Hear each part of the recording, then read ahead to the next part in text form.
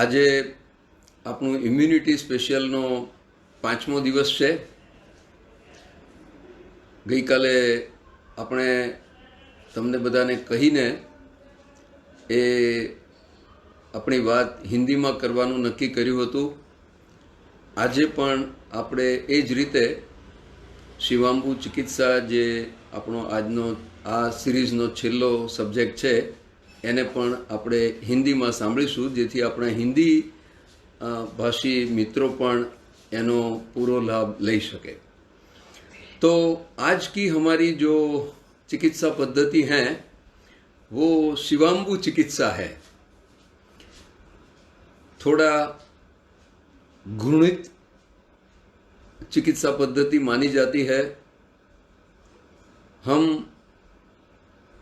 मोरारजी देसाई अपने भूतपूर्व प्रधानमंत्री, उन्होंने जब पूरे विश्व के सामने ये घोषणा की थी तो वो पूरे विश्व के अंदर बड़ी ही चर्चा का विषय बने थे, मगर वो डटे रहे अपनी बात पे और अमेरिका में भी जाकर के उनको वहाँ की टीवी चैनल का इंटरव्यू देने में कोई संकोच नहीं हुआ.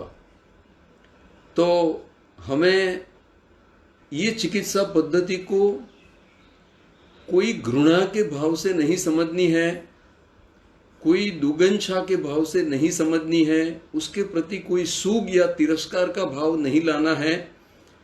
और ये एक कुदरत की बड़ी मेहर है, कुदरत की बड़ी देन है, ऐसा समझ के ये चिकित्सा पद्धति को बिल्कुल खुले मन से सुनना और समझना है.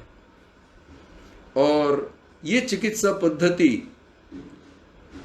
किस प्रकार की शक्तिप्रद है, उसमें क्या सामर्थ्य है, उसकी बातें मैं आपको बताऊंगा. मेरी बात में पूरा दम रहेगा. दम इसलिए रहेगा कि मैं ये चिकित्सा पद्धति का घनिष्ठ दीर्घ काल का फॉलोअर हूँ, प्रैक्टिशनर हूँ. मुझे ये कहने में बिल्कुल संकोच नहीं है. आपके सामने मैं मेरा अनुभव पेश करूंगा और अपनी बात कहूंगा. और इस चिकित्सा पद्धति को आप जाने, समझे, सुने. और ये मेरा जो बात है, टॉक है 1 घंटे की, उसको लेकर के आप उसके तरफ आकर्षित हो, प्रेरित हो और उसका बहुत ही जो साहित्य प्रकाशित किया गया है उस साहित्य का आप अभ्यास करें और एक मानसिकता बनाएं कि जब ये कुदरत की मेहर है, कुदरत की देन है, तो मैं क्यों उससे घृणित हो रहा हूं, मैं क्यों उससे दूर भाग रहा हूं. ये करने में मुझे कोई शर्म नहीं होनी चाहिए, कोई संकोच नहीं होना चाहिए. और मुझे ये जरूरत पड़ने पर और प्रतिरोधक प्रिवेंशन के तौर पे मुझे इसको पूरा ही अपनाना है. ऐसी एक मानसिकता के साथ आप आज जब सुनेंगे तो आपको उसका महत्तम फायदा होगा. वैसे तो ये चिकित्सा पद्धति की बात मैं जब आपको करूंगा तो पता चलेगा कि हजारों और लाखों फॉलोअर्स इसके हो चुके हैं. बहुत लोगों ने ये चिकित्सा पद्धति का लाभ पिछले 30, 40, 50, 60 साल में उठाया है और उसका प्रयोग भी किया है, उसको अपनी जीवन में अपनाया भी है, मगर वो बाहर नहीं आते. खुल के कहने की जब बात आती है वो छुप छुप के करते हैं. अरे भाई, ऐसी भी क्या बात है. ये एक जब कुदरती प्राकृतिक चिकित्सा पद्धति है तो आप इसके बारे में कोई शर्मिंदापन न अनुभव करें तो मज़ा भी आएगा और ये चीज़ फैलेगी और हर कोई इससे आकर्षित होगा. क्योंकि इसमें 2 प्रकार की बात होती है कि भाई जब आप करते हैं और लोगों को पता चलता है कि ये करते हैं और कहते भी हैं. करना एक बात है और करके कहना दूसरी बात है. कह के कहना एक बात है और जाहिर में कहना दूसरी बात है।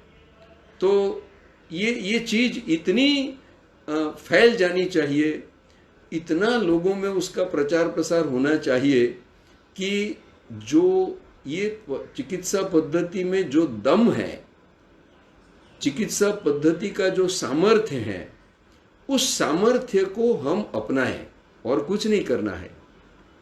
इसकी वैज्ञानिकता सिद्ध करने हमें नहीं जाना है, हमें अपने आप पे उसका प्रयोग करना है और हम खुद वैज्ञानिक बन जाए। भाई प्रयोग होते हैं चूहों पे, बिल्लियों पे, कुत्तों पे। विज्ञान आखिर क्या करता है? जो कुछ उसकी शोधें होती हैं वो बंदरों पे, गिनी पिग्स के ऊपर या ऐसी पशु पक्षियों के ऊपर उसके प्रयोग किए जाते हैं और फिर वो चिकित्सा पद्धति वैज्ञानिक के लेवल से हमारे सामने आती हैं। अरे क्यों ना आप इसका सीधा प्रयोग आपके ऊपर करें और ये जो बातें मैं आपको कह रहा हूं उसको आप अपने जीवन से वैज्ञानिक बनाएं, आपके अनुभव से उसकी सिद्धि करें। ठीक है, ये एक छोटी सी पूर्व भूमिका हो गई। मैं अपनी बात शुरू करता हूं। इंडिया के अंदर इस चिकित्सा पद्धति को लेकर के जो पहली जानकारी हमें हुई, मेरी समझ के अंदर, या तो जिन लोगों ने ये चिकित्सा पद्धति को बड़े पैमाने पे फैलाया, अपनाया, उनके परिचित से हम ये समझ पाए कि ये चिकित्सा पद्धति भारत के अंदर तो थी ही, मगर वो सुषुप्त थी। कई लोग उसको जानते हुए, उसका प्रयोग करते हुए, उससे उसकी बात जाहिर में करने से डरते थे और इसीलिए ये चीज एक गुप्ती वाली बात थी कि ये करने वाले बाहर नहीं बोले, कोई जाने नहीं, ऐसे छुप छुप के ये चिकित्सा पद्धति चल रही थी। और उसका अनेक धार्मिक ग्रंथों के अंदर, अपनी परंपराओं के अंदर इसका उल्लेख मिलता ही है। आयुर्वेद के कई ग्रंथों के अंदर 8 प्रकार के पशु के मूत्र की चिकित्सा का उल्लेख है। मानव मूत्र की चिकित्सा का भी उल्लेख है। गोमूत्र की बात तो पूरा भारत जानता था और गोमूत्र की औषधि के तौर पे उसका प्रयोग वो कौन नहीं जानता। कितनी दवाइयाँ गोमूत्र से मिलती है।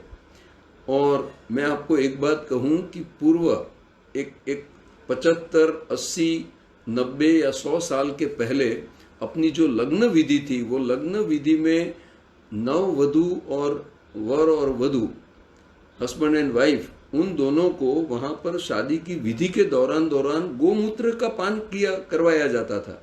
ये एक पवित्र चीज मानी जाती थी और ये गोमूत्र के गुणधर्म को आप जानो और जरूरत पड़ने पर आप इसका सेवन करोगे तो लाइफ टाइम तक आपको स्वास्थ्य प्राप्त होगा। ये मैसेज लग्न की विधि के अंदर सम्मिलित था। तो ये सब बातें हैं। बाकी आगे की बात मैं आपको बताऊंगा।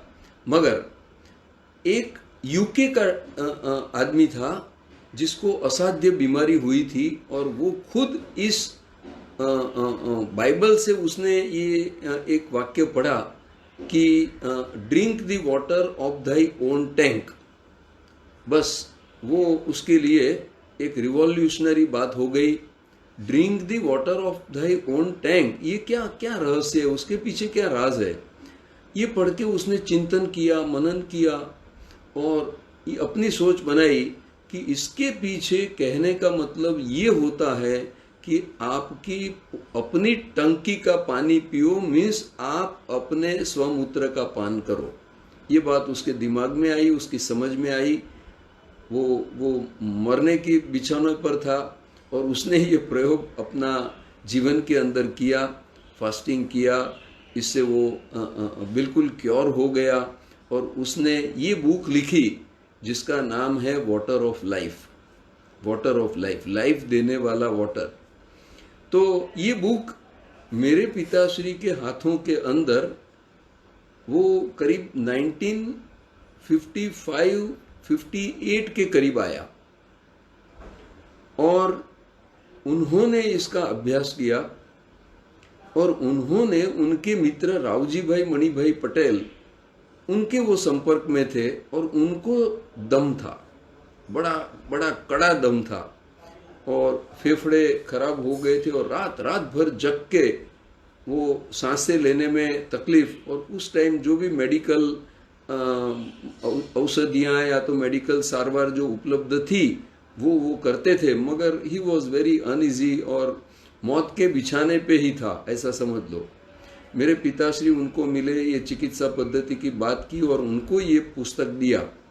उन्होंने ये जीवन में अपनाया क्योंकि हारे हुए थे, अभी मरना ही है, इतना ही बाकी था। तो उन्होंने ये चिकित्सा पद्धति का अभ्यास करके अपने ऊपर उसका पूरा अपनाया, उसको प्रयोग किया और वो अपने दम से मुक्त हो गए।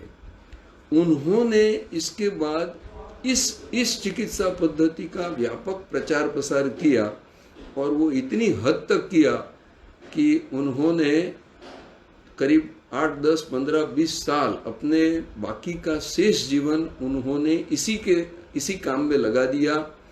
और वो करके उन्होंने, उनके पास बहुत अनुभव आए, लोगों ने इसका प्रयोग किया, उसमें जो फायदे हुए वो उन्होंने लोगों से लिखवाया और ये सब करके उन्होंने एक पुस्तक प्रकाशित किया 1959 के अंदर, जो था मानव मूत्र।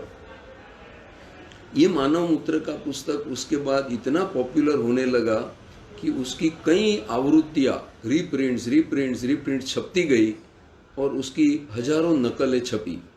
उसके बाद उसका हिंदी अनुवाद हुआ, इंग्लिश अनुवाद भी हुआ और कुल मिला के लाखों कॉपियाँ भारत में उसकी बिकी। ये क्या बताता है कि लोगों के अंदर ये पुस्तक को पढ़ना, अपने आप में वो प्रयोग करना और रोग मुक्त होना, ये होने लगा।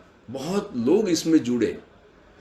तो ये चिकित्सा पद्धति इस प्रकार से एक प्रकार के गुप्तावास में रही। बस आप इतना समझ लो कि खुल के इसका प्रचार प्रसार जो होना चाहिए वो नहीं हो पाया है, क्योंकि लोगों को बाहर बोलने में एक प्रकार का शर्मिंदापन महसूस होता है। लोग क्या सोचेंगे, ये पेशाब पीता है, मूत्रपान करता है, मूत्र कोई पीने की चीज़ है, ये कोई औषधि, ये पागलों का काम है। क्योंकि विज्ञान ने, डॉक्टरों ने हमें ये ठसाया है कि हमारे शरीर से जो ये द्रव्य निकलता है वो कचरा है। अरे भाई, ये कचरा नहीं है, ये पूर्ण औषधि युक्त द्रव्य हैं और ये मानना बिल्कुल गलत है कि ये कचरा है। मगर ये चीज़ किसके दिमाग में आए, वो समझने को तैयारी नहीं। और अगर आदमी पेशाब से निरोगी बनेगा, स्वस्थ बनेगा, तो हमको कौन पूछेगा। ये बात भी उनके दिलो दिमाग में फंसी और जमी हुई रहती है। तो ये चीज इस प्रकार से रुकी सी, थमी सी, दमदार होने के बावजूद लोगों तक नहीं पहुंची, इसके इस प्रकार के अनेक कारण हैं। तो हम इसको समझें कि भाई आयुर्वेद इसको एक रसायन के नाम से पहचानता है। आर्मस्ट्रॉन्ग साहब ने उसको जीवन जल कहा, लाइफ वाटर। और ये तंत्र शास्त्र, डाबर तंत्र शास्त्र, जीव के अंदर शिव ने पार्वती जी को ये शिवाम्बु के गुणधर्म बताए। वो शिवाम्बु ग्रंथ कहा जाता है। शिव ने जो अंबु माने पानी, शिव ने जो पानी का उल्लेख किया वो शिवाम्बु स्वमूत्र है और उसके कई गुणधर्म 107 श्लोकों में बताए गए हैं। तो ये वहाँ पर उल्लेख है। इसी प्रकार अमेरिका के अंदर डॉक्टर रेनोल्ड स्टोन, उन्होंने इस शिवाम्बु को अमृत के नाम से पुकारा। तो इस प्रकार इसके कई अलग अलग नाम, जीवन जल, लाइफ वाटर, रसायन, अमृत और शिवाम्बु, ऐसे कई शुभ नाम, अच्छे नाम ये लोगों ने इसको दिए हैं। हम तो उसका गुणधर्म समझें और उसका प्रयोग करें, यही हमारे लिए समझने वाली बात है। तो ये स्वमूत्र चिकित्सा आखिर है क्या भाई? तो हम उसको समझें कि ये स्वमूत्र चिकित्सा ये शरीर को एक यूनिट मानती है। वो अलग अलग रोग होते हैं, वो रोगों की डिटेल्स में स्वमूत्र चिकित्सा नहीं जाती। वो कहते हैं कि शरीर के अंदर कोई कचरा जमा हुआ है और ये कचरा निकालने के लिए शरीर प्रयत्न करता है, वो अलग अलग सिम्टम्स होते हैं। उसमें वॉमिट भी होती है, शरीर में बुखार भी आता है, जुलाब भी होता है, और कई शरीर में वाइब्रेशंस भी आता है, कई जगह पे पेन भी होता है, कई जगह पे सूजन भी आती है। तो ये सब होना, ये शरीर के अंदर जो जो डिसऑर्डर हुआ है उसको निकालने के लिए शरीर की कुदरती प्रक्रिया है। तो ये जो हमारे समझ में आ गया, तो हमें लंबा रोगों का लिस्ट, उसके लक्षणों का लंबा लिस्ट बनाने की जरूरत नहीं है। शरीर के अंदर कोई डिसऑर्डर हुआ है, कोई गड़बड़ हुई है, और ये समग्र जो गड़बड़ है उसको हम कहें कि कोई तकलीफ है, जिसको हम रोग कह सकते हैं, व्याधि कह सकते हैं, एक बाहरी हुमला कह सकते हैं। तो ये जब हुआ है तो शरीर को वो हुमले को निकालना है, वो कचरे को साफ करना है, वो तकलीफ को दूर करनी है। तो उसके लिए बस ये तकलीफ है, तो शरीर की तकलीफ और शरीर की तकलीफ को दूर करना, यही स्वमूत्र चिकित्सा का एकमात्र लक्ष्य बनता है। तो इसीलिए वो लोग रोग का कारण एक ही मानते हैं, ये डिसऑर्डर और ये कचरा, और उसका जो दवाई है वो स्वमूत्र है, और उसका प्रयोग भी एक ही है। तो चिकित्सा आपके शरीर के अंदर ही है, आप खुद चिकित्सक बन जाओ। उसका कोई पैथोलॉजिकल 50 प्रकार के टेस्ट करने की जरूरत नहीं है। आप सीधे सीधे डिसऑर्डर को ऑर्डर में स्थापित करो, आप अपने शरीर को स्वस्थ बना लो। जो अस्वस्थ बना है वो हम सिम्टम्स से जानते हैं, और सिम्टम्स का कोई अलग अलग उसको दबाने का प्रयत्न करने की जरूरत नहीं है। रोग दूर हो जाएगा, डिसऑर्डर दूर हो जाएगा, तो आप स्वस्थता का अनुभव करेंगे। इतनी सिंपल सी बात है। ऐसी ये चिकित्सा पद्धति की सोच है। तो उसके अंदर हमें केवल और केवल ये चिकित्सा पद्धति का सीधा सरल जो उपाय है वो हमें सीख लेना है और उसको अपनाना है। तो कई प्रकार की तकलीफें वैसे ही ठीक हो जाएगी और आप महसूस करोगे पूरे स्वास्थ्य को। तो इसके अंदर जो स्वमूत्र है वो ही निदान कारक है। आपके पेशाब के अंदर ये लक्षण आ ही जाते हैं, और जो डिसऑर्डर हुआ है उसको क्योर कराने वाला जो द्रव्य है, दवाई है, रसी है, आप उसको वैक्सीनेशन कहो, जो भी कहो, वो औषध आपका शरीर आपको दे रहा है। आपका आपके तकलीफ के अनुरूप आपके पेशाब के अंदर फर्क होता है, और वो अभी वो हो चुका है, और आप उसको देख पाओ, उसको समझ पाओ, उसकी श्रद्धा कर पाओ, इतनी सी बात है। तो ये कैसे की जाएगी? तो आपको ऐसा मानना है कि चिकित्सक और जो निदान करती है लेबोरेटरी और दवाई, ये सब ये स्वमूत्र के अंदर छिपी है। वो स्वमूत्र निदान भी कर लेगा कि शरीर में कहाँ पर क्या डिसऑर्डर है, पूरे शरीर की तकलीफ का, आज आपको जो तकलीफ हो रही है उसका मूल कारण कहाँ है, क्या है, वो पेशाब जान लेगा। उसके आगे बढ़े कि वो उसकी दवाई खुद है और वहाँ वो पहुँचा देगा। तो ये सब काम जो होना है वो ऑटोमेटिक होगा। तो आपको कोई चिंता करने की जरूरत नहीं है। आपको केवल ये चिकित्सा में श्रद्धा करके आगे बढ़ना है, हाथ फैलाना है, पांव बढ़ाना है। तो ये चिकित्सा पद्धति की सिंपलनेस है, उसकी एक समझ है, और इस समझ को लेकर के हम आगे बढ़ेंगे।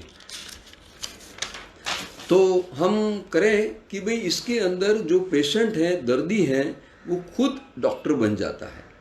उसको और कुछ सोचना नहीं है, उसका निदान कराने की उसको कोई ज़रूरत नहीं है, बड़े बड़े लंबे लंबे रिपोर्ट निकलवाने की ज़रूरत नहीं है। उसको पेन हो रहा है, थकान लगती है, तकलीफ़ें कैसी होती है कि मेरे को मज़ा नहीं है, स्फूर्ति नहीं है, मैं जो खाता हूँ उसका पाचन नहीं हो रहा है, खाने की इच्छा नहीं हो रही है, भूख नहीं लग रही है, नींद नहीं आ रही है, बहुत पेन होता है, ये सूजन हो गई है, अंदर से जलन होती है, ऐसे ऐसे सिम्टम्स होंगे। ठीक है, नोट कर लिया कि भाई ये सिम्टम्स हैं। ये सभी सिम्टम्स का एक पैकेज बना लो कि शरीर के अंदर कोई गड़बड़ी हुई है, कोई तकलीफ हुई है, कोई बाहरी हमला हुआ है। या तो अंदर की कोई गड़बड़ी हुई है। आयुर्वेद उसको कहता है वात पित्त और कफ का इम्बैलेंस।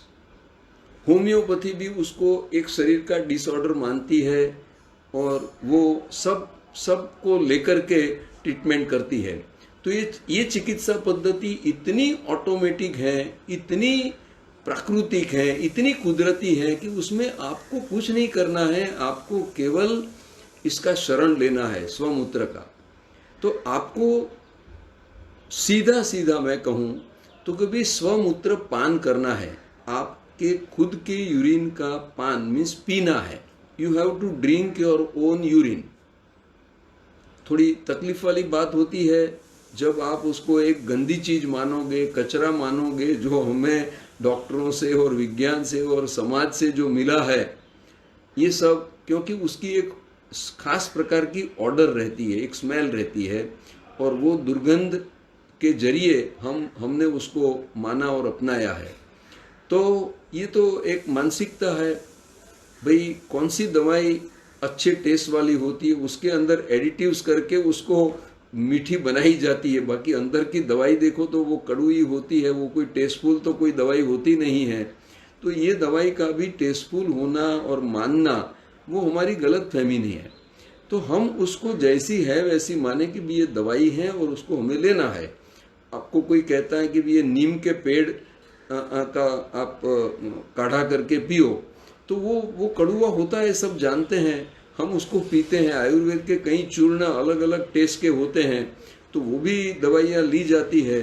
तो उसके अंदर कोई फर्क करने की जरूरत नहीं होती है। ये नेचुरल जो प्राप्त हैं वो औषधीय गुणों से युक्त है, ऐसा मान करके हमें उसका पान करना है। कोई घृणा या उसके प्रति कोई तिरस्कार का भाव नहीं रखना, ये बहुत जरूरी है। आपकी मानसिकता अगर उसको एक्सेप्टेंस मोड पे ला दें तो आपको बहुत क्विक फायदा होगा, झड़पी फायदा होगा और पूरा फायदा होगा। आप शंकित होकर के ये मत करें, क्योंकि जो कुदरती चीजें होती है उसके अंदर अपने मन के परिणाम आपके लाभ के ऊपर निर्भर हैं।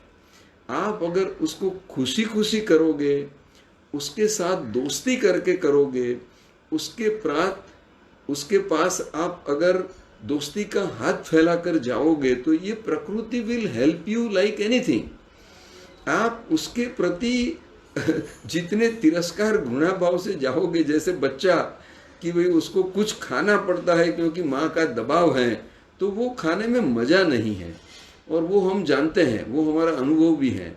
तो वैसे ही हमें ये चीज को अपना के खुशी खुशी, और ये कुदरती प्रोसेस में से मैं गुजर रहा हूँ ऐसा मान के जब आप करोगे, तो उसका लाभ मैंने जैसे कहा पूरा होगा और झड़पी भी होगा, जल्दी से भी होगा। तो इस प्रकार से आप कर सकते हैं। तो आप एक दर्दी के नाते पूरे स्वतंत्र बन जाते हो। कहीं भी गए, आपकी खुद की यूरिन आपको पान करना है, आप कहीं भी गए, कोई भी स्थल पे हो, क्या करना है, उसको एक पात्र में लेना है और वो पात्र से सीधा पान करना है। तो इतना सरल ये उपाय है कि जिसके अंदर और कोई गड़बड़ी आपको होने की संभावना ही नहीं है, और इसका कोई साइड इफेक्ट जैसा वैसा कुछ भी नहीं है भाई। आप ये कुदरत की देन मान करके उसको आप अपनाओगे तो ये चीज़ बहुत सरल हो जाएगी।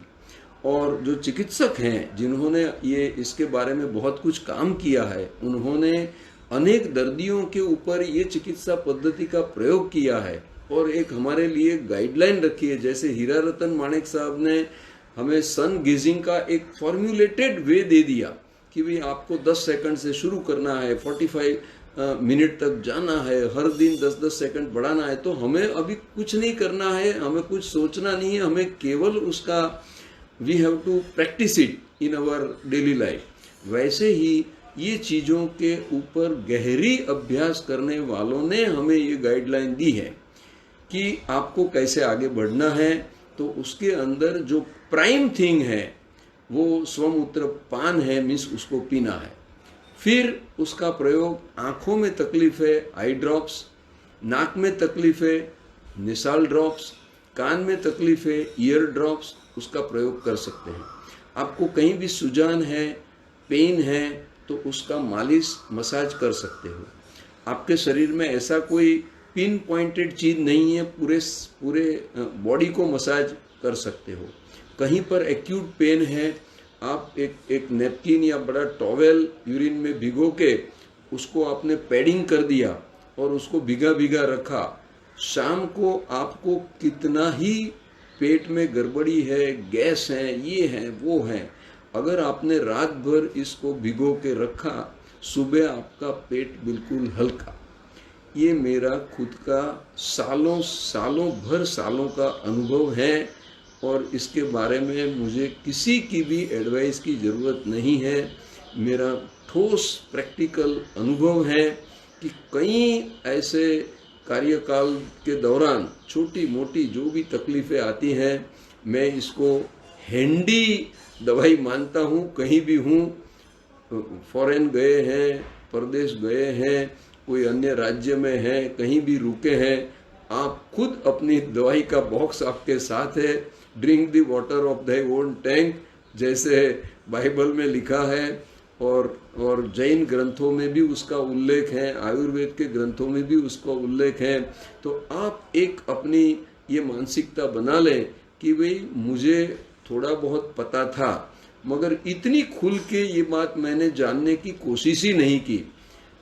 पुस्तक तो बहुत प्रकाशित हुए हैं, मगर आपने जब पढ़ाई नहीं तो आपको कैसे पता चलेगा। और लोग जो करते हैं वो बोलते नहीं, कहते नहीं, तो इसीलिए एक एक आदमी तक ये चीज पहुंच नहीं रही है। इसको हमें पहुंचाना है। ये आदर्श अहमदाबाद का काम है, ये हमारा सबका काम है कि हम ये चीजों को उजागर करें और 60 लाख लोगों तक ये इसकी जो इसमें जो दम है, इसकी जो ताकत है वो पहुंचा दे। फिर सब लोग ये नहीं करेंगे, हम समझते हैं, मगर जो करेंगे वो तो मुक्त हो जाएंगे, वो तो रोग मुक्त हो जाएंगे। तो हमें जितने परसेंटेज ऑफ पीपल उसको मान करके, श्रद्धा करके करने वाले हो, उनको हमें प्रेरित करना है। हमारा काम यही है। हो सकता है कि हम 100 को बोले तो 5 उसमें से करेंगे, 100 में से 5% करेंगे तो 1000 में 50 लोग करेंगे, 10,000 में 500 लोग करेंगे और 1 लाख में 5,000 लोग करेंगे। तो इस प्रकार से हमें अलग अलग चिकित्सा पद्धतियों का व्यापक प्रचार करना है, ताकि जितने श्रद्धा वाले बनते जाए उतने लोगों की तो हमारी प्रॉब्लम सॉल्व हो जाती है। वो तो निरोगिता का प्राप्त कर लेंगे और वो तो बीमार नहीं पड़ेंगे, तो उतना बर्डन वो हॉस्पिटलों पे, डॉक्टरों पे आना कम हो जाएगा। तो ऐसे हमें पेशेंट रख के, शांति रख के हमारा काम करते जाना है। और जब एक आदमी स्वस्थ हो जाता है घर में, तो बाकी के घर वालों के अंदर क्या ये चीज को लोग अपनाने लगेंगे, उसको एक्सेप्ट करने लगेंगे? ऐसा नहीं होगा।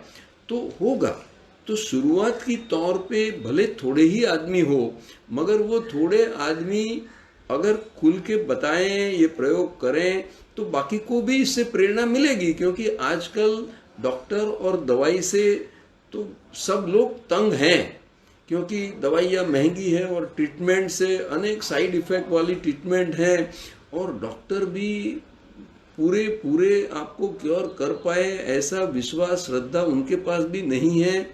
क्योंकि डॉक्टर भी हाथ खड़े कर देते हैं कि भी अभी हमारे पास कोई उपाय नहीं है, आप इनको घर ले जाइए।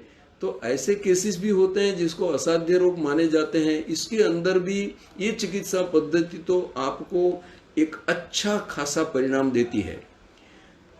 मेरा ये स्पष्ट मानना है, और सब यूरिन थेरेपी को मानने वाले सब लोग समझते हैं कि लोग जब पूरे से पूरे एलोपैथी से या अपनी ट्रीटमेंट वाली थेरेपी से जब ऊब जाते हैं, और वहाँ से जब उनको क्रॉस बंद कि अभी हमारे पास कुछ नहीं है, जब डॉक्टर बोल दे कि अभी हमारे पास कुछ नहीं है, या तो आयुर्वेद बोल दे कि भाई अभी हमको पता नहीं है क्यों आपको फायदा नहीं हो रहा है, तो इस स्थिति में लोग फिर मजबूरी से ये ऐसी चिकित्सा पद्धति में आते हैं।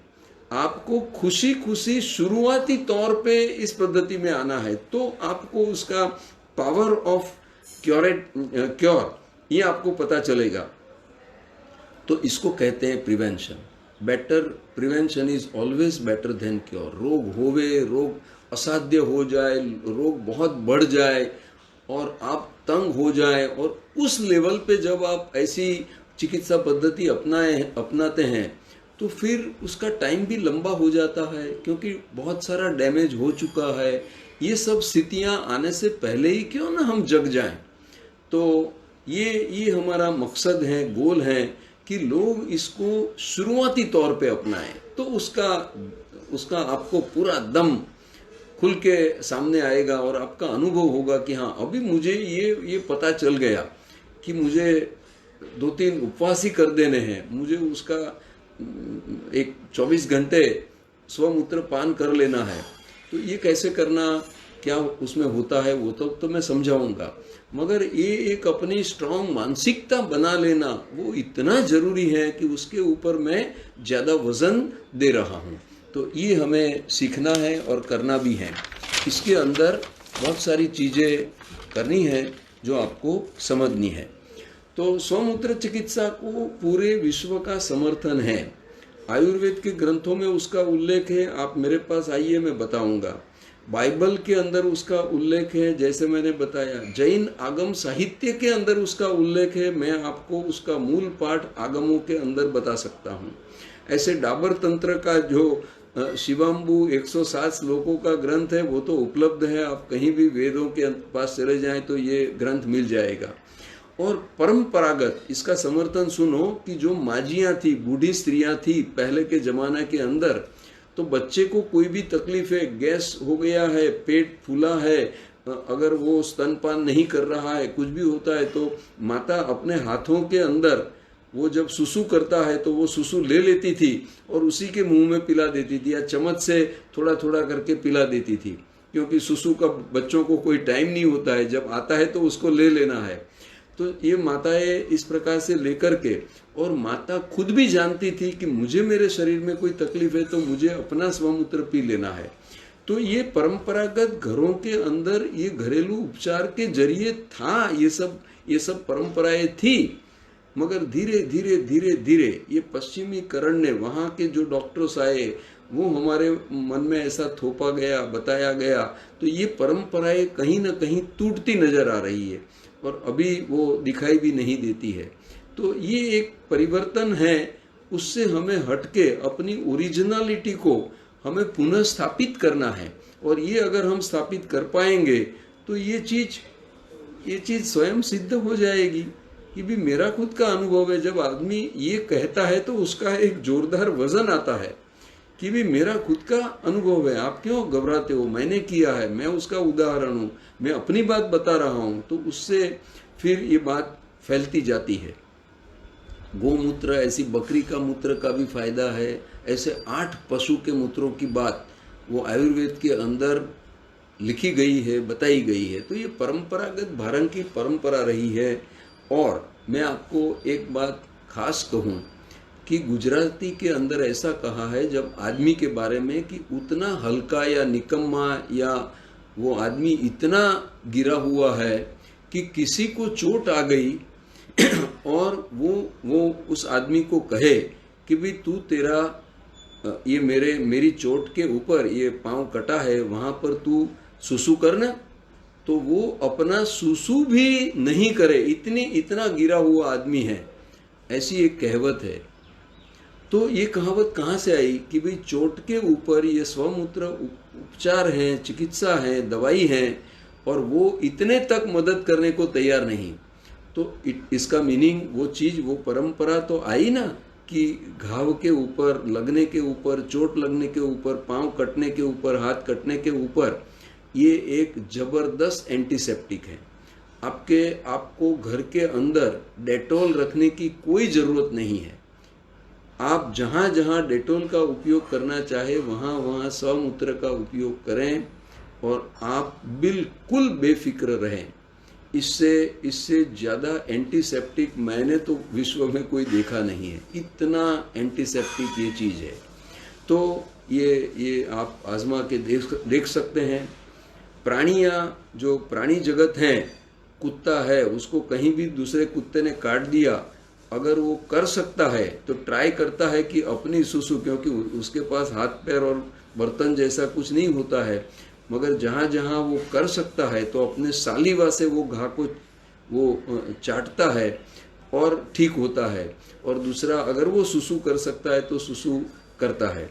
तो ये चीजें प्राणी जगत में भी देखी जाती है, और आदिवासियों के अंदर और जंगल की प्रजातियों के अंदर ये प्रयोग आज भी दिखाई देने को मिलते हैं कि वो लोग जब भी कोई लड़ाई झगड़ा हुआ, कोई लग गया, कट गया, घाव लग गया, तो वो तुरंत उसका बैंडेज कर देते हैं, उसको लगा देते हैं, उसको सुसु से उसकी ट्रीटमेंट कर देते हैं। तो ये स्वमूत्र का प्रयोग इस प्रकार से परंपराओं से उपलब्ध है, केवल हमारे ध्यान में नहीं है, केवल हमारे जान पहचान में नहीं है। और ये जैसे हम अभी आगे बढ़ गए, पढ़े लिखे हो गए, एजुकेटेड हो गए, तो ये हरकतें, ये गंदी चीजें नहीं करनी चाहिए, ऐसी एक मानसिकता बन जाती है। भाई ये गंदा नहीं है, प्राकृतिक है, और उसको आप जानें, समझें और उसका प्रयोग करें। और मैं आपको एक याद दिलाना चाहता हूँ, छारा नाम की एक कौम रहती थी। अभी भी छारा बस्तियाँ होती हैं, मगर अभी गवर्नमेंट ने उनके लिए बहुत कुछ काम किया है, उनको अलग अलग व्यवसायों में जोड़ने का काम किया है। मगर पहले के दिनों में ऐसा कहा जाता था कि ये छारा जो कौम रहती थी, उनका व्यवसाय ही चोरी का रहता था। वो छोटे छोटे बच्चों को लेकर के वो चोरी का धंधा उसको बड़े सिखाते थे, और उनका व्यवसाय ही चोरी करना और उससे अपनी गुजारा करना। तो ये जो कौम होती है उसके अंदर कभी न कभी ये चोरी करते करते पकड़े भी जाते हैं। उनकी अच्छी खासी पिटाई, जो जिन लोगों ने पकड़ा है वो सीधा मारे, ऐसा भी होता है कभी कभी। और पुलिस के पकड़ में आ जाए तो पुलिस भी उसकी अच्छी तरह से धुलाई पिटाई करती है। और ये चोरी जो गुनाह किया है उसको एक्सेप्ट कराने के लिए उसको अच्छी सारी पिटाई करनी पड़ती है, तभी वो मानता है।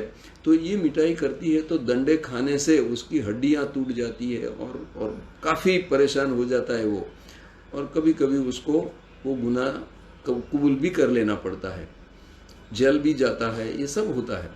मगर उन छारा कौम के अंदर ये जानने में आया, सुनने में आया, देखने में आया कि वो लोग अपनी बस्ती के अंदर 8-10 घर के अंतर पे एक बड़ा बर्तन रखते हैं, टब जैसा, बड़ा टब, मेटल का टब। और वो टब के अंदर जब आदमी ऐसी मार खा के, पिटाई खा करके जब वो घर लौटता है, तो पूरी बस्ती के लोग, पूरी बस्ती के बच्चे वो अपना पेशाब करके ये टब में डालते हैं। तो पूरी टांकी के अंदर मानव मूत्र आ जाता है अलग अलग लोगों के। ये जब टब भर जाता है तो ये जो आदमी आया है उसको उसके अंदर, जैसे हम अपने घर के अंदर बाथरूम में बाथ टब में स्नान करते हैं, ऐसे उसके अंदर उसको बिठाया जाता है। तो पूरा शरीर, ये गले से नीचे का पूरा जो भाग है शरीर, उसके अंदर चला जाता है, और उसको इसके अंदर घंटों भर रखा जाता है। मानो ना 24 घंटे उसमें उसको रखा जाता है, और 1 या 2 दिन के अंदर वो फिर से चोरी करने के लिए काबिल हो जाता है। उतना फास्ट उसका रिकवरी वो ये होता है। आप कोई पुराने बुजुर्ग बूढ़े छारा मिले तो उनको मिल करके ये इन्फॉर्मेशन का आप उसको सबूत उनको पूछ सकते हो। जो पुराने लोग होंगे वो जानते भी होंगे। अभी तो खैर बहुत सब चेंजेस हो रहा है, हो चुका है। तो ये चीज़ें अपनी परंपराओं में कहीं न कहीं दिखने को मिलती है, मेरा ये कहना है। तो ये चीज़ कोई नई नहीं है, ये एक स्वमूत्र चिकित्सा वो कोई एक प्रयोग नहीं है। प्रयोग क्या है कि एक नई चीज़ में प्रयोग होता है, ये तो परंपरा है। तो उसमें हमें परंपरा को जानना है, उससे ज्ञानान्वित होना है, और उसको, उस परंपरा को हमें फिर से पुनर्जीवित करना है। ये हम करेंगे और हम इसमें जुड़ेंगे तो ये हो पाएगा। तो इस प्रकार से हमें आगे बढ़ने का लक्ष्य रखना है। अभी आप समझें कि भाई जो विज्ञान ये पेशाब को कचरा मानता है, कचरा कहता है, इस वैज्ञानिक तौर से अगर हम देखें और आप अपने पेशाब की पहचान करें तो उसके अंदर जो बंधारण वो आता है वो 95 to 96% वाटर है यूरिन के अंदर, ये वाटरी हैं। और ये वाटर के अलावा जो चीज़ें हैं वो उसके अंदर हार्मोन्स हैं, विटामिन्स हैं, उसके अंदर मिनरल्स हैं, अलग अलग प्रकार के पोटेशियम, सोडियम, मैग्नीशियम, ये सब द्रव्य हैं। और उसके अंदर अनेक औषधीय गुण हैं, अनेक शक्ति वर्धक पदार्थ हैं। और इसीलिए ये जो सोना और अमृत और जीवन जल उसको बोला है वो ऐसे ही नहीं बोला है। ये चीज़ों का उसमें होना, ऑफ कोर्स उसकी जो मात्रा है वो बहुत कम होती है। तो जमीन के अंदर जब सोना निकलता है खानों में से, तो ये सोना भी कौन सी बड़ी मात्रा में होता है, वो बहुत कम मात्रा में होता है, मगर उसकी भट्टियाँ लगाते हैं और वो इतना कीमती है कि वो सब खर्च करके वो छोटा हिस्सा वाला सोना भी अगर उसमें निकाला जाए तो वो प्रोसेस वर्थ डूइंग हो जाती है। तो सोना बनता ही है खानों में से। तो इसी प्रकार हमारे पेशाब के अंदर उसका तत्व, जो सत्व और तत्व है, वो भले कम मात्रा में होता है मगर वो औषधीय गुण वाला होता है और अपने शरीर को निरोगी करने के लिए जितनी मात्रा में वो चीज़ें हैं वो काफ़ी है। तो आपको इस प्रकार उसको समझना है। उसके अंदर रोग नाशक द्रव्य हैं, शक्ति वर्धक द्रव्य हैं, रोग प्रतिरोधक द्रव्य हैं। जो इम्यूनिटी की बात चली है, ये इम्यूनिटी की बात मैं कहता हूँ कि पेशाब में ये इम्यूनिटी वर्धक द्रव्य भरे पड़े हैं। आप उसका पान करोगे तो आपकी प्रतिरोधक शक्ति वो एकदम तरोताजा रहेगी और you will be list pro infection. ये होता है। और अगर एक बार इन्फेक्शन हुआ तो भी आप उसके साथ अच्छी तरह से दम की फाइट दे सकोगे, आप उसके अधीन नहीं हो जाओगे। तो ये सब हैं।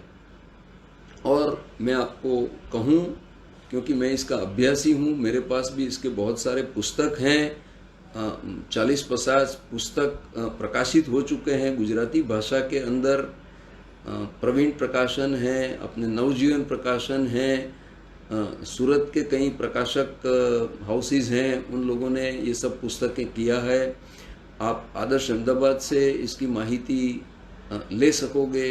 अगर पुस्तक पढ़ने हैं तो आप वो पुस्तकों का नाम लेकर के, वो पुस्तक बाज़ार में उपलब्ध भी हैं, तो इससे आपको ये सब ज्ञान मिलेगा, पता चलेगा। इसका पूरा विज्ञान आपको एक बार समझ में आ जाएगा कि कितनी सिंपल सी ये थियरी है और हम उसको एकदम आराम से स्वतंत्रता से कर सकते हैं, उसमें किसी की भी ज़रूरत नहीं रहती है। तो यूके, अमेरिका, जापान, ये सब वहाँ के अच्छे जाने माने डॉक्टर्स ने इसका समर्थन किया है कि ये पेशाब, ये मानव मूत्र, कैंसर, टीबी, एड्स तक कई असाध्य रोगों को सारवार के अंदर वो सक्षम है, ये डॉक्टरों ने कबूला है। मगर पूरे जो फार्मेसी वर्ल्ड है, जो पूरा मान लो कि WHO है, ये सब की पकड़ें ये एलोपैथी के ऊपर इतनी मजबूत है कि ऐसी चिकित्सा पद्धतियों को मोटे तौर पे वो आने देना, वो ऐसा समझते हैं कि फिर हमारा क्या होगा, हम कैसे अपना गुजारा करेंगे। इतने लाखों करोड़ों रुपया खर्च करके हम ये पढ़ाई करते हैं, वो सब की वसूली कैसे होगी।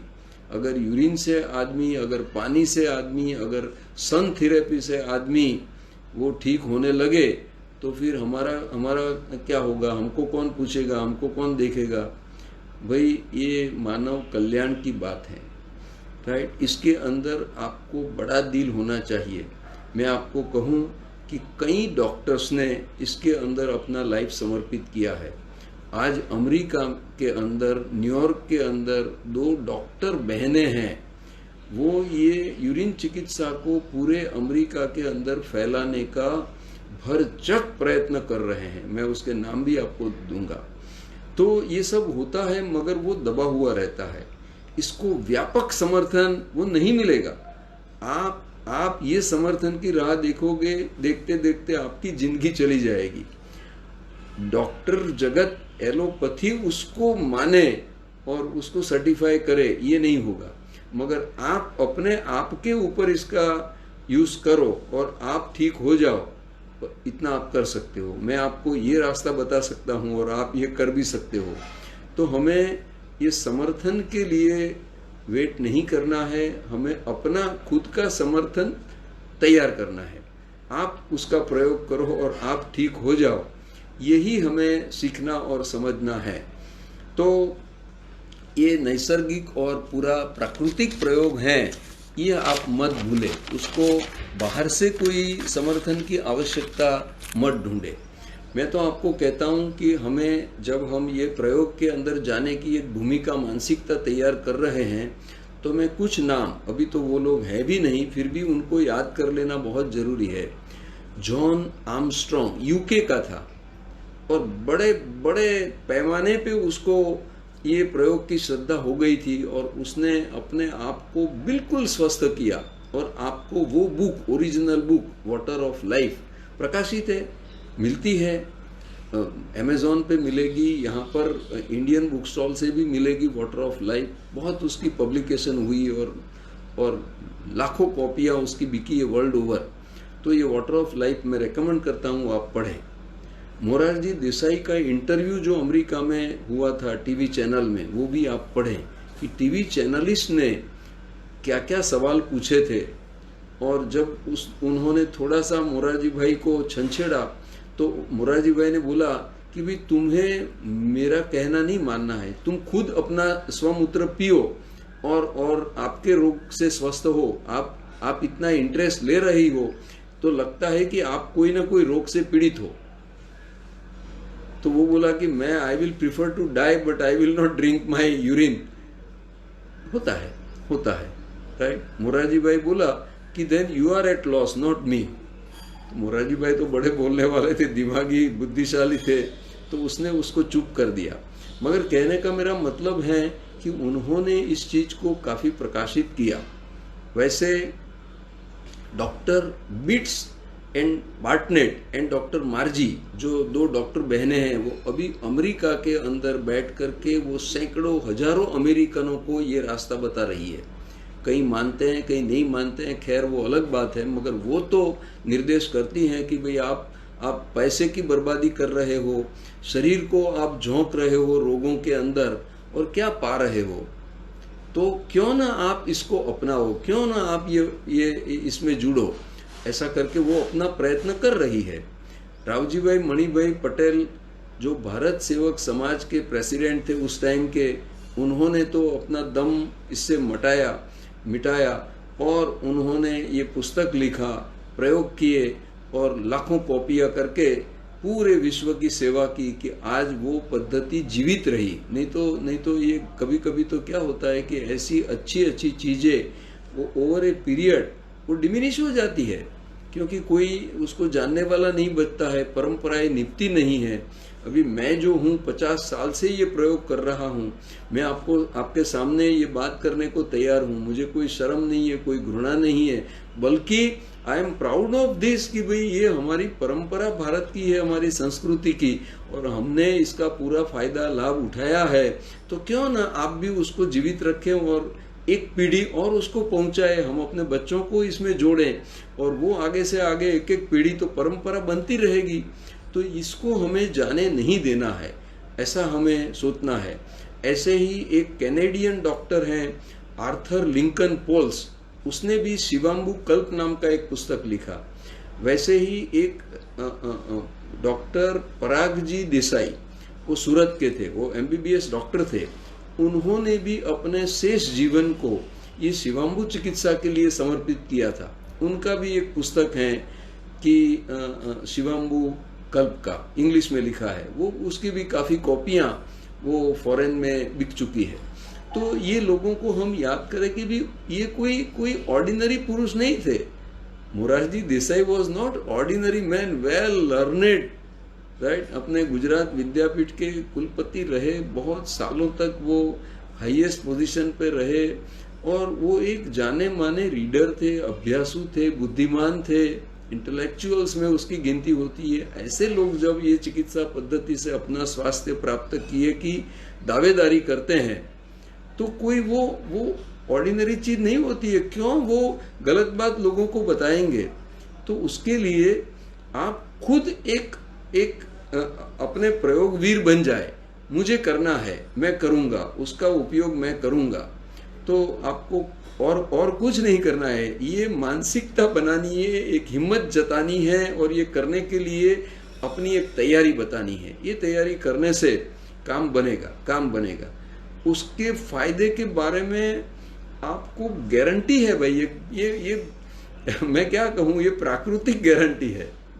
ये गलत बात हो ही नहीं सकती है, क्योंकि ये चीजें अपने धर्म ग्रंथों में, अपने ऊंचे साहित्य में कब आएगी? उस टाइम उसके जो भी प्रयोग करने थे वो सब उन्होंने किए थे, ऋषि मुनिया।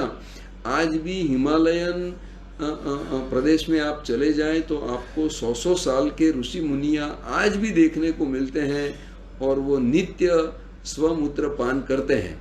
तो स्वमूत्र पान से निरोगी और लंबी आयुष्य वो प्राप्त करने वाले लाखों लोग नहीं हो सकते हैं, वो कुछ लोग हो सकते हैं। साधक आत्मा बहुत और सब कोई नहीं हो सकता है, मगर उसका प्रयोग करके स्वास्थ्य प्राप्त करने वाले हम हो सकते हैं।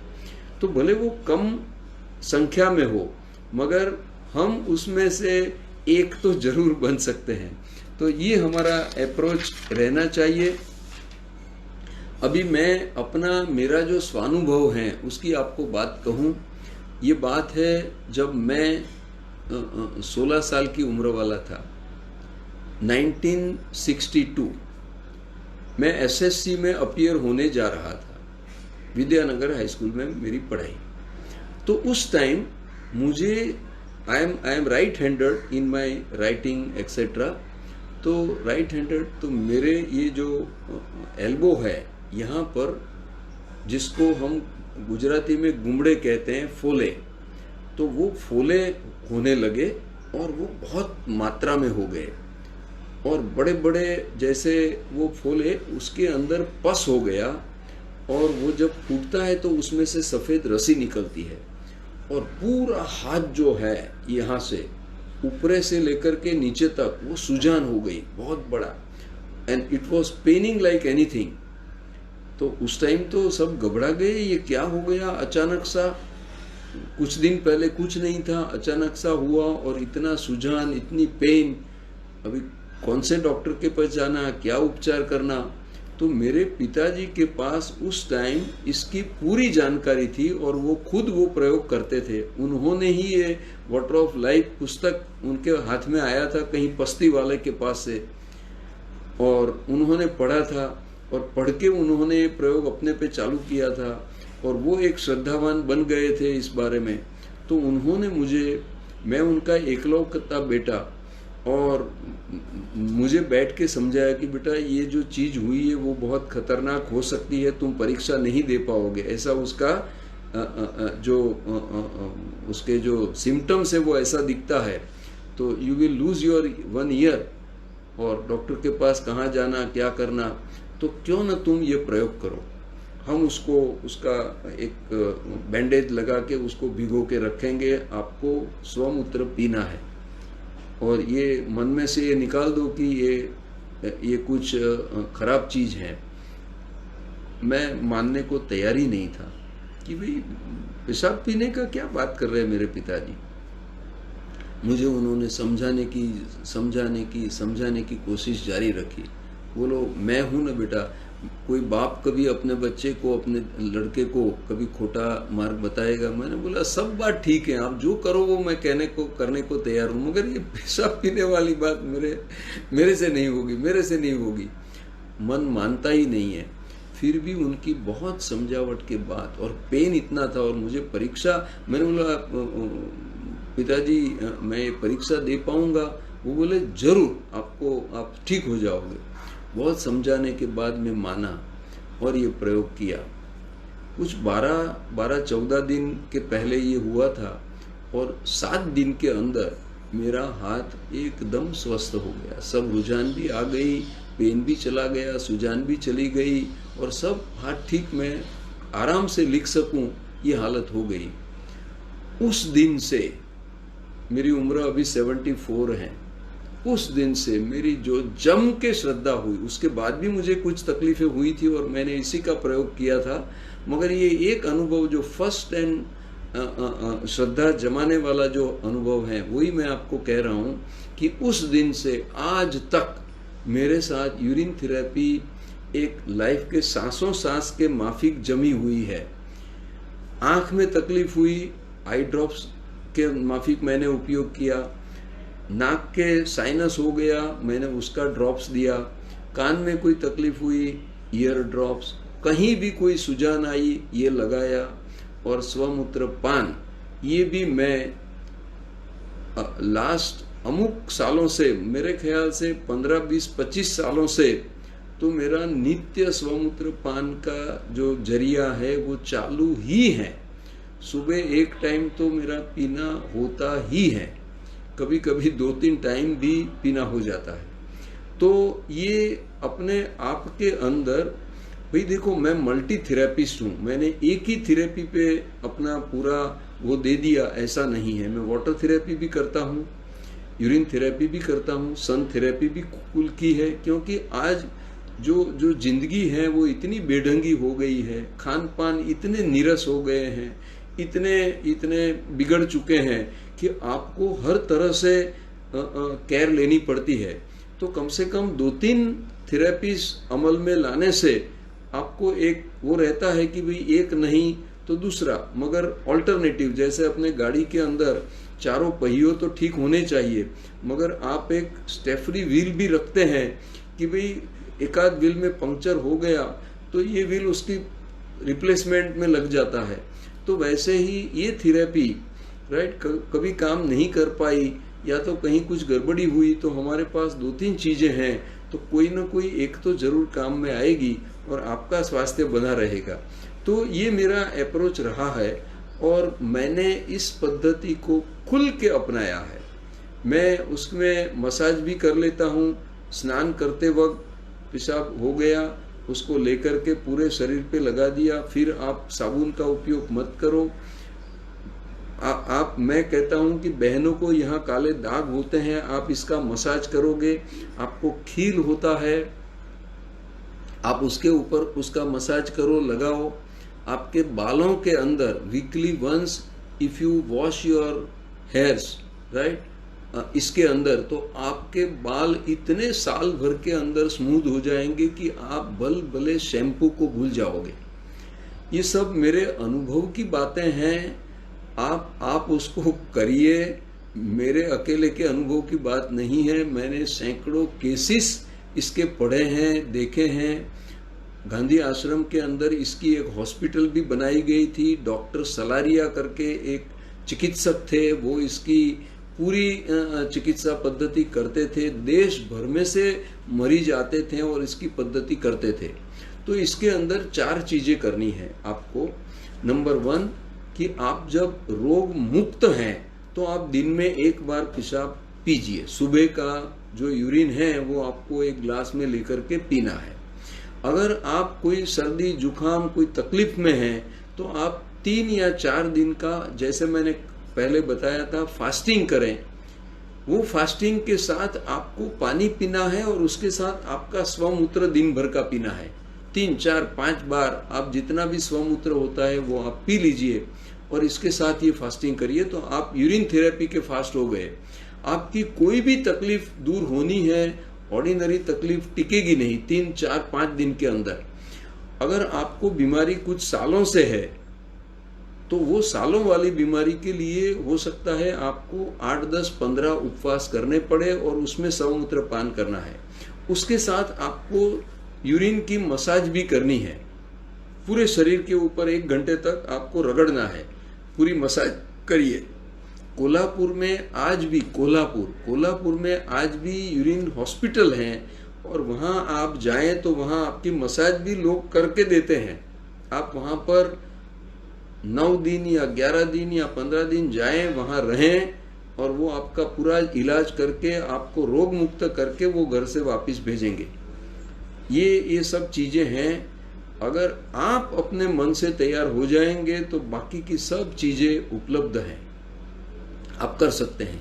और आपको कोई असाध्य रोग है, मान लो कि आपको कैंसर है या दम है या टीबी है, तो आप इसका लंबा प्रयोग कर सकते हो।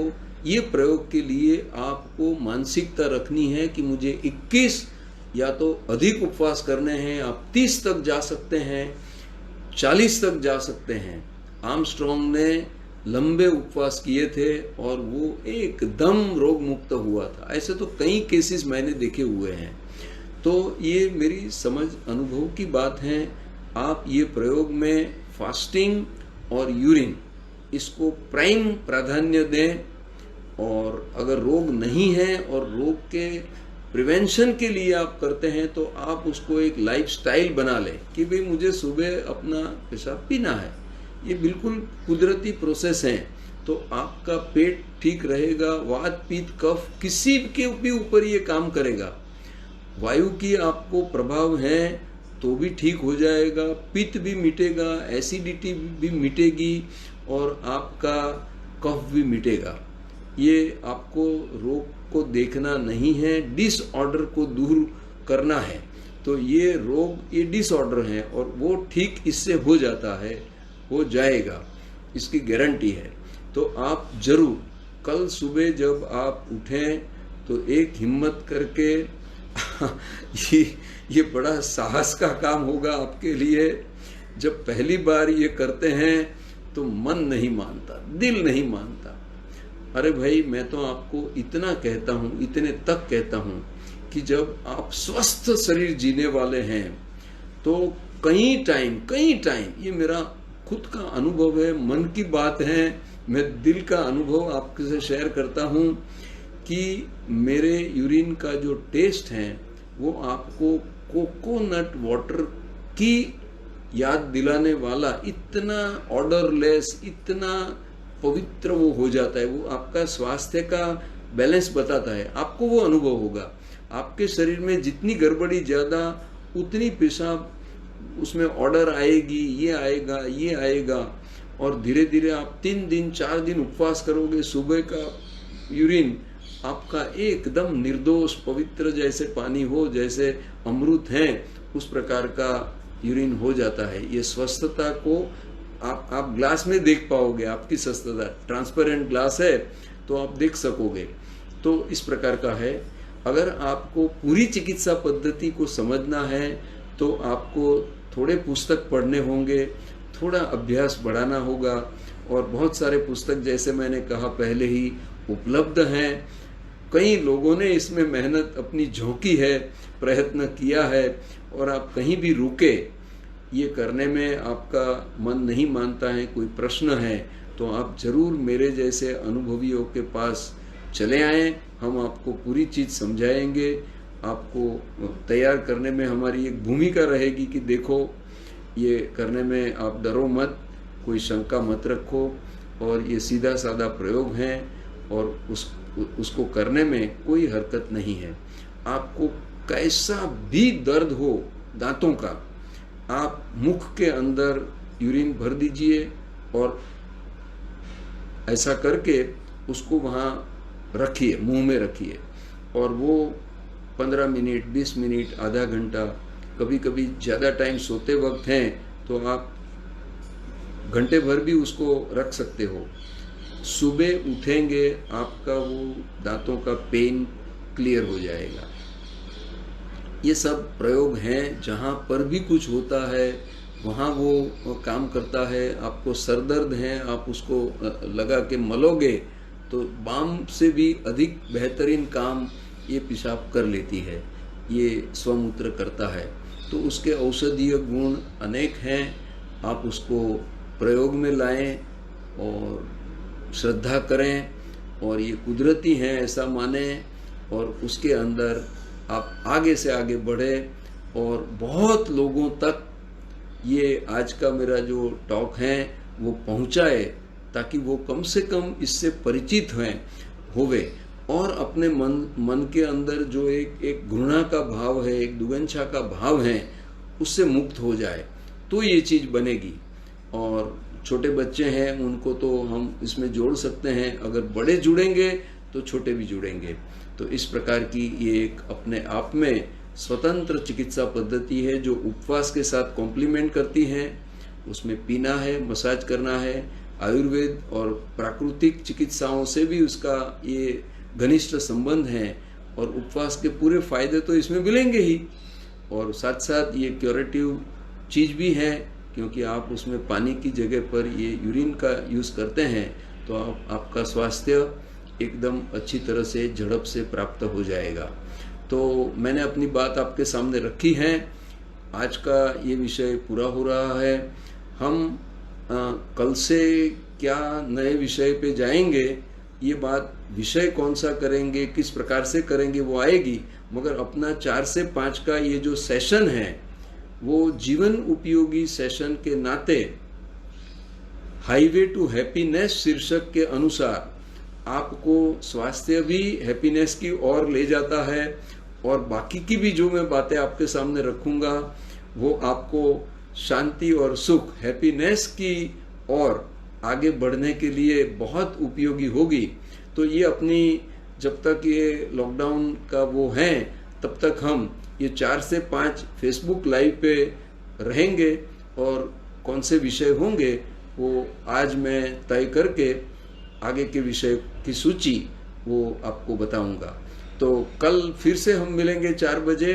वहाँ तक नमस्ते, मैं विराम चाहता हूँ। धन्यवाद।